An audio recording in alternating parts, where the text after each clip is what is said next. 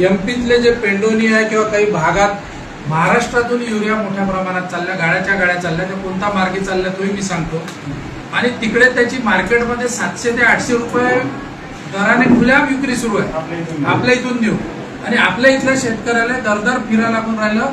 सरकारी रेट प्रमाणे कोणालाच युरिया मिळत नाही, मिळालाही तर लिंकिंग आहे, त्याच्यानंतर 1-2 बोरे मोठ्या मुश्किलने मिळून राहिला। मग वरुड तालुक्यात एवढा मोठा जो युरिया येऊन राहिला, या युरिया चालला कुठं, याची चौकशी व्हायला पाहिजे। 15 दिवसात वरुड तालुक्यात ज्या कृषी सेवा दुकानदाराकडे जो युरियाचा स्टॉक आला तो स्टॉक, आणि त्यांनी 15 दिवसामध्ये कोण्या शेतकऱ्याला किती विकला, मग त्याच्यामध्ये जर राजा विजय श्रीराव त्यानं विकला असेल तर तुमचा तालुका इन्स्पेक्टर त्याच्या घरी जाऊन चौकशी केली पाहिजे की मला जर 20 पोते माझ्या नावाने दाखवला तर तुम्ही 20 पोते युरिया घेतला काय, हे तुम्ही करा, नाही तर आम्ही करू। तुम्हाला आम्ही 8 दिवसाचे अल्टिमेटम देतो। सण असो किंवा लग्न, खंडेलवाल ज्वेलर्सचे आभूषण बनवतात प्रत्येक क्षण खास। आता खंडेलवाल ज्वेलर्सचे भव्य शोरूम सुरू झाले आहे केदार चौक वरुड येथे। 100% शुद्ध हॉलमार्क असलेले सर्व प्रकारचे दागिने उपलब्ध। आता सोन्याचे दागिने खरेदी करण्यासाठी तुम्ही देऊ शकता महिन्याप्रमाणे पैसे। मग आम्ही आलो आहे तुमच्याकडे। वरुड तालुक्यामध्ये सध्या जो युरियाचा काळा बाजार सुरू आहे, म्हणजे कृषी सेवा केंद्राच्या दुकानदारांकडून तो तसा सुरू आहे। आणि युरिया कोणत्या बाजारात चालला, कोणत्या रेटनं विकल्या जाते, तर हे निवेदन देण्यासाठी त्याच्यावर कारवाई आम्हाला पाहिजे आहे। कारवाई अशी पाहिजे की काहीतरी ठोस निघाला पाहिजे। कारण की काल माझ्याकडे काही शेतकरी ग्रामीण भागातले आले आणि त्यांनी सांगितलं की भाऊ, एमपीतले जे पेंडोनी आहे किंवा काही भागात महाराष्ट्रातून युरिया मोठ्या प्रमाणात चालल्या, गाड्या चालल्या, त्या कोणता मार्गे चालल्या तोही मी सांगतो। आणि तिकडे त्याची मार्केटमध्ये 700 ते 800 रुपये दराने खुल्या विक्री सुरू आहे आपल्या इथून नेऊ। आणि आपल्या इथल्या शेतकऱ्याला दरदर फिरायला लागून राहिलं। सरकारी रेट प्रमाणे कोणालाच युरिया मिळत नाही, मिळालाही तर लिंकिंग आहे, त्याच्यानंतर 1-2 बोरे मोठ्या मुश्किलने मिळून राहिला। मग वरुड तालुक्यात एवढा मोठा जो युरिया येऊन राहिला, या युरिया चालला कुठं, याची चौकशी व्हायला पाहिजे। त्याच्यानंतर हे कसे करतात दुकानदार, समजा याचं दुकान आहे, आम्ही त्याचे मित्र आहे किंवा नातेवाईक आहे, तर आमचं आधार कार्ड घेऊन आमचं लिंक करते आणि मला जर 2 पोते मी घेतला असेल तर माझ्या नावावर 50 पोते दाखवते। राजेंद्र केदारने जर 5 पोते घेतला असेल तर त्याच्या नावाला 50 पोते विक्री दाखवते। परंतु प्रत्यक्षतः त्यांनी 2 पोते 5 पोतेच घेते। पण हे राजेंद्र केदारला माहिती आहे की 50 पोते युरिया आपल्या नावानं विक्री दाखवली आहे।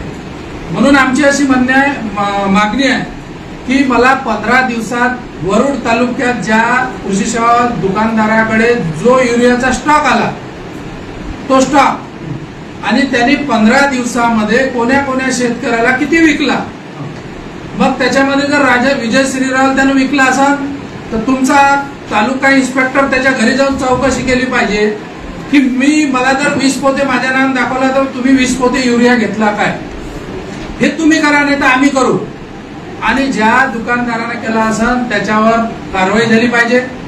दुसरी गोष्ट, हा युरिया एमपी मध्ये सातनूर मार्गी गाड्या चालल्या। सातनूरचे आमचे माजी जिल्हा परिषद सदस्य इथं हजर आहे। त्या सातनूर मार्गी पेंडोनी त्या भागात एमपीच्या भागात खुल्या विक्री सुरू आहे। दुसरा इकडून पांडुर्णा, वरुड पांडुर्णा मार्गे सुरू आहे। म्हणून मी पोलीस स्टेशनला, तुम्ही तर लिहान तेव्हा लिहान, पण मी सुद्धा पोलीस स्टेशनला याची कॉपी दिली आहे।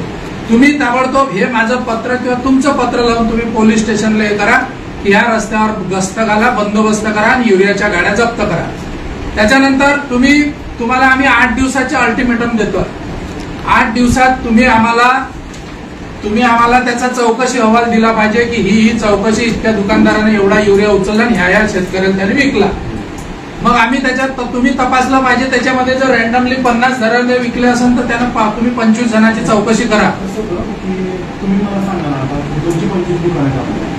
वरुड तालुक्यातले जे मोठे ज्याच्याकडे स्टॉक, ज्यांनी युरिया उचलला असेल, आता सगळ्याच लोकांकडे युरिया उचलत नाही, ज्याच्याकडे बंपर स्टॉक येते, तुमचा इन्स्पेक्टर असते ना, तुमच्या इन्स्पेक्टरला सगळी चौकशी करायला सांगा, तुम्हाला सहजासहजी मिळून जाईल। शेतकऱ्यांना युरिया का प्राप्त होत नाही, आता तुम्ही माहिती द्यायला पाहिजे। आम्ही जिल्हा कृषी अधीक्षकाला बोलतो, तुमच्या इन्स्पेक्टर सोबत बोलणं झालं, परंतु धातूर मातूर कारवाई नाही पाहिजे, याच्यात काहीतरी ठोस मिळाला पाहिजे। आणि ताबडतोब, कारण आता सगळे शेतकरी युरियासाठी वनवन भटकून राहिले. आपल्या महाराष्ट्रातल्या शेतकऱ्यांना काल 800 रुपयाची बॅग आणली पेंडोलीवरून. मग आम्ही इथं राहून आमचं काम काय? आम्ही आमच्या इथं स्थानिक पदाधिकारी आहे, पक्षाचं सरकार आहे, आमदार आहे. जर आम्ही आमच्या शेतकऱ्याला न्याय मिळवून देत नसेल तर आमचा राहून काही अर्थ नाही साहेब. तुमचं नियंत्रण असलं पाहिजे. तुमच्या इन्स्पेक्टरला तुम्ही लिहा, आम्हाला तुम्ही 8 दिवसात तुम्ही तुमचा आम्हाला अहवाल पाहिजे. शेतकऱ्याची यादी पाहिजे की कोण्या शेतकऱ्याला त्यांनी विकला, आणि तुम्ही त्याची चौकशी करा. एका दुकानदाराचे जर 50 जणांना विकला असेल तर 5-25 जणांचे तुम्ही ते प्रत्यक्ष जाऊन त्याचं बयान घ्या की खरंच मला 20 पोते 10 पोते जे काही त्याच्या नावाने विक्री दाखवली असेल त्याला मिळालं पाहिजे. तेव्हाच या युरियाचा भ्रष्टाचार उघड होईल ना. 5 बोरे शेतकरी घेतो आणि 50 बोऱ्याचं बिल फाडलं. पण मला प्रश्न असा आहे की तो जेव्हा बिल फाडतो त्यावेळेस तुम्हाला ते बिल देत असेल? नाही बिल नाही देत. करत नाही ना. 300 रुपयाची बॅग कोणी मागत नाही. 262 रुपयाचीच बॅग आहे. सॉरी 266 रुपयाच्या 266 रुपयात आज कोणालाच युरिया मिळत नाही साहेब. ते सांगू का, बिल दिलंच पाहिजे. तुम्ही दिलं पाहिजे, आम्ही घेतलं पाहिजे. परंतु काही लोक संबंधाच्या आड येऊन गैरव्यवहार करत असेल तर याच्यावर आळा ठेवणं आपलं काम आहे. माझं एक म्हणणं होतं की तुम्ही मला एक तर सांगा दुकानदार, म्हणजे असं कसं होईल की तुम्हाला 8 दिवसात नाही. ते आता आम्हाला तसं सांगता येणार नाही की ते त्याचं रेकॉर्ड आहे. तुम्ही त्यांना कोणाला किती फाडले बिल हे आम्ही कसं सांगू शकतो. पण आज तुम्ही मार्केटमध्ये फिरवा ना. तुमचे जे अधिकार आहे तुम्ही त्यांचं बिल पाहू शकता आणि शेतकऱ्याला भेटू शकता. तुम्ही पाठवा ना, तुम्ही तपासा. नंतर आम्ही देऊ. आमच्याकडे सगळी माहिती आहे, पण आज आम्ही देत नाही. आम्हाला पाहतात तुम्ही काय चौकशी करता. आम्ही चौकशी करू. फक्त आम्हाला की तुमच्या निदर्शनात जे दुकानं आल्यात म्हणजे असं सांगू. पहिले तुम्ही आम्ही आज सांगत नाही. तुम्ही तुमच्या इन्स्पेक्टरला सगळं माहिती चौकशी केली. ज्याच्याकडे स्टॉक आहे मला सांगा 200-300 दुकानदार असेल. तुम्ही पहिले वरूनची सुरुवात करा मोठ्या गावाची. म्हणजे एकानं करा. एकादमानं तुम्ही करा असं नाही म्हणत. काही जे मेन गाव आहे ज्याच्याकडे बंपर स्टॉक आला त्याचा चेक करा आणि तेव्हा त्याला कुठेतरी आडा बसायचं. हा वरुड मध्येच मोठं दुकान आहे आणि ह्या वरुडवाल्या गाड्या वरुडवरून चालल्या, सातनूर मार्गे चालल्या. तुम्ही पोलीस स्टेशनला ताबडतोब पत्र लिहा की आजच्या आज तिथं बंदोबस्त ठेवा. पांडुरणा आणि याच्यावर तुमच्या युरियाच्या गाड्या सापडतात. नाही तर मग ना इलाज असता आम्हाला युरियाच्या गाड्या पकडा लागल. काही जर कायदा सुव्यवस्थेचा प्रश्न निर्माण झाला तर तुम्ही जबाबदार राहा. आमचे लोक तिथं आहे. आमच्या लोक त्या दिवशी गाडी पंक्चर झाली काय सांगितलं त्यांना गव्हाची. गहू कुठून जाईल तिकडे एमपीतून गहू विकायला इकडे आणताय लोक शेतकरी. माझा प्रश्न एवढा असेल की आता कसं राहतो की मी समजा एखाद्या दुकानात गेलो तपास केला तर ते कोणाच्या ना कोणाच्या संबंधाच्या आड येऊन कामं चाललंय. बरोबर आहे, मान्य आहे ना. मग तुम्ही त्याच्यातलं एवढंच म्हणतो की आमच्या 3 जण आमच्या नावानं जर 50-50 बॅग फाटला असेल तो शेतकरी म्हणला की मी घेतलेच 50 बॅग. हा मग ठीक आहे ना. पण त्याच्यातलं काही ज्याला याला माहित नसेल पण ह्या म्हणून सहज कसा मी 5 पोते आणला पण 50 मला माहित नाही. शेतकऱ्यासाठी असं म्हणणं आहे की शेतकऱ्याला सहजासहजी युरिया 266 रुपये भावाने उपलब्ध झाला पाहिजे. कारवाई हे दुय्यम आहे. कारवाई तुम्ही करा. तो तुमचा राईट आहे, तुमचे अधिकार आहे. तुम्ही ते करायला पाहिजे. एवढं प्रशासन दूर राहिल्याला आम्हाला चालणार नाही.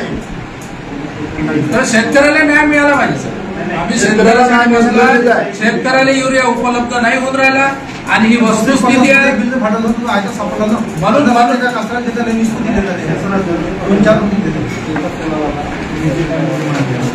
त्या मुद्द्यावर तुम्ही आम्हाला सखोल चौकशी करून आम्हाला कारवाई पाहिजे. हा चालला. त्याच्या पोलीस स्टेशनला पत्र लिहा तुम्ही आमच्या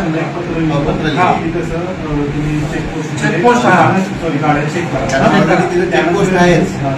सातनूर मार्गे चेकपोस्ट नाही. इथून चालला पेंडोली ह्या भागात तुमचं की जे मोठे दुकानदार आहेत ते मोठे दुकानदार संबंधाच्या आड येऊन एकाच्या नावावर 5 बोरी झाली 50 बोरे. म्हणजे एका शेतकऱ्याला तुम्ही 50 बोऱ्या फाडता. दुसरा गरीब शेतकरी गेला त्याला 2 बोऱ्या देत नाही. हे ह्या अन्याय आहे ना. तुम्ही द्या ना. तो जर क्रायटेरिया तुम्ही ठेवता 50 फाडल्यापेक्षा 5-5 बॅग द्या ना सगळ्याला. आम्हाला असं करा ना. तुम्ही त्यांना सांगा ना. तुमचे लायसन धारक आहे ते. शॉर्टेज आहे का खरोखर युरियाचं खरोखर शॉर्टेज आहे? हा आता सुरू शॉर्टेज आहे. बाहेर युरिया उपलब्ध झाला पाहिजे. आमचं म्हणणं आहे, एकाचे तुम्ही का बा 50 बोरे देता? तुम्ही असं ठरवून टाका ना, तुझ्याकडे जर 500 बॅग आहे तर शेतकऱ्याला 10 बॅग विका ना शकते.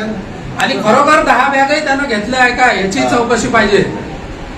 तिथं पाठवा तुमच्या इन्स्पेक्टरले, त्याला सांगितलं मला लवकर पाहिजे, नाही तर 8व्या दिवसानंतर म्हटलं तुम्ही आणि मी आहे. मी अनुभव घेतला. सावंत वाठोडची जी आहे देशमुख माझा मित्र आहे, त्याला मी सांगून दिलं तर तू म्हटलं 2 बॅगा माझा भाऊ येऊन करून दे.